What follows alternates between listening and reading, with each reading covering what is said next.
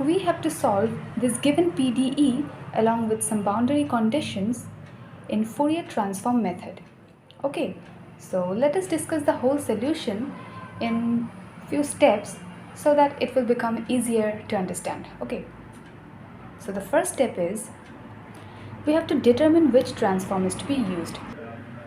Now this one is very much important in the first place because when you see the range of x in the given PDE is minus infinity to infinity, then without thinking anything, you will use Fourier transform. Okay, and if the range is 0 to infinity, then two cases occurs. Uh, you have to use either Fourier sine transform or Fourier cosine transform. So when the range is 0 to infinity, if u0t is given, we will use Fourier sine transform. And if ux0t is given, we will use Fourier cosine transform. Clear? Now our next step is to determine the Fourier transforms. Okay, so we have to determine the Fourier sine transform of utt, del 2u del t2. Okay, so by the definition, we are putting root 2 over pi 0 to infinity utt sine kx dx. Okay, now we will take this del 2 del t2 operator outside of the integration sign. Okay, we are taking this outside. So this integration along with this root 2 over pi becomes what? The Fourier sine transform of uxt, which we are denoting as us bar kt. Okay, this one is Fourier sine transform of uxt, and this del 2 del t2 becomes d2 dt2. Okay, so Fourier sine transform of del 2u del t2 is d2 dt2 of us bar kt. Next we have to find Fourier sine transform of del 2u del x2. Now to find this, we will solve this integration by parts. Okay, so this one is u and this one is v. U integration of v dx and minus integration of d dx of u integration of v. Okay, so after solving this by parts, we get another integration and ux is still there, and we have to solve this integration until we get u right here. Okay, so now still one question arises: how to find this limiting value? When we put this limiting values in place of u or ux, in place of x, how will we get the desired value?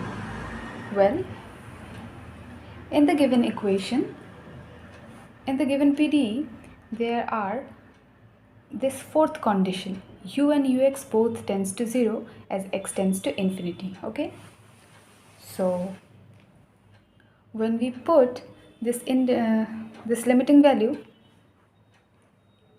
infinity right here, ux will tend to 0, so this whole term becomes 0, and when we put 0 right here, this sine kx becomes 0, so this whole term becomes 0 when we put the limiting value.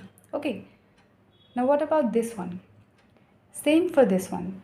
Use the boundary condition and you will get 0 again. Now come to this one, this term. If we put this 0 and infinity right here, it will become what? Minus k squared and 0 to infinity u sine kx along with this root 2 over pi. Now this is Fourier sine transform of uxt, which we denote as us bar kt, and minus k squared as it is. Now the third step is we have to find the Fourier transform of all three all three equations along with the boundary conditions, and the fourth one is left because we have already used for the fourth one while solving the integration. Okay, so we have already found the values of Fourier transform of uxx and uxt and utt, sorry. So we will simply put it right here. Okay, then we get this equation. So we have to solve this ordinary differential equation. Okay, so the step 4 is we have to find the solution of this ordinary differential equation we have already got in step 3. Okay, which is us is equal to a sine ckt and b cos ckt. Okay, and there is some boundary condition which is dust dt k0. Okay, so to put this boundary condition, first we have to find dus bar dt, which is like this. Okay, now put the boundary condition. So if we use this boundary condition us k0, that means we have to put 0 in place of t right here. So if we put 0 in place of t, this first term becomes 0 and this second term becomes only b.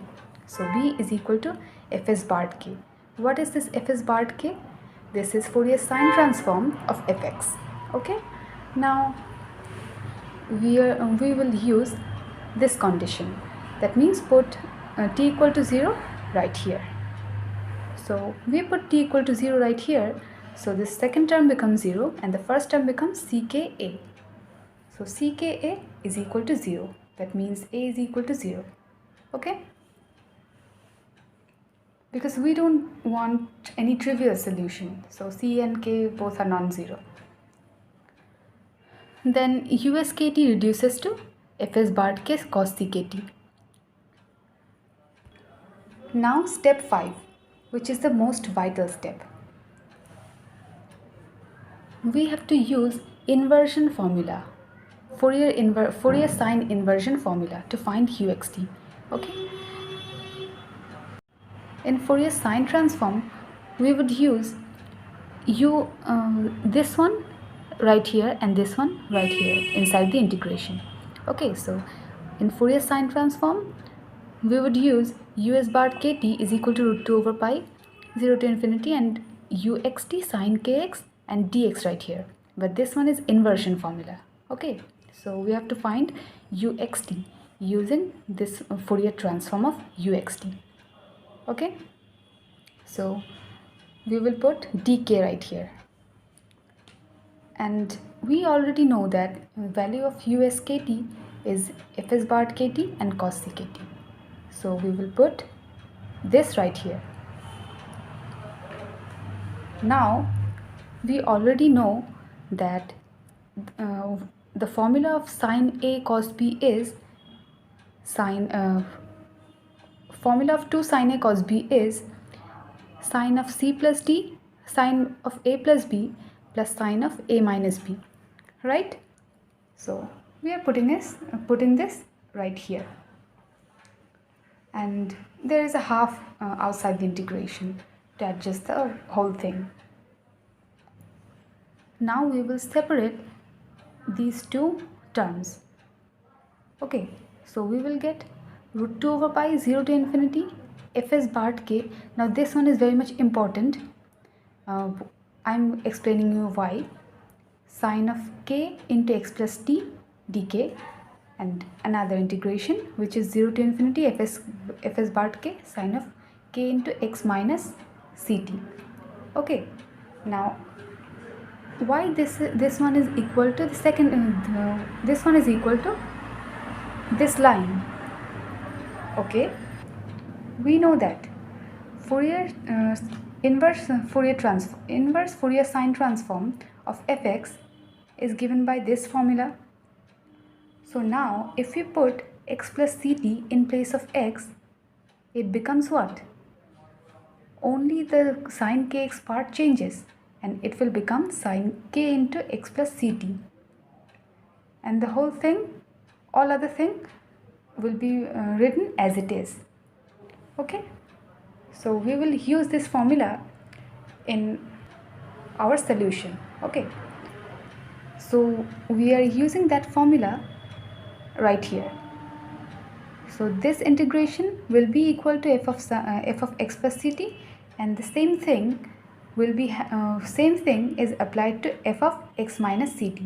So this integration becomes equal to this one, and this one will be the solution of the PDE. Thanks for watching. Don't forget to like, share and subscribe.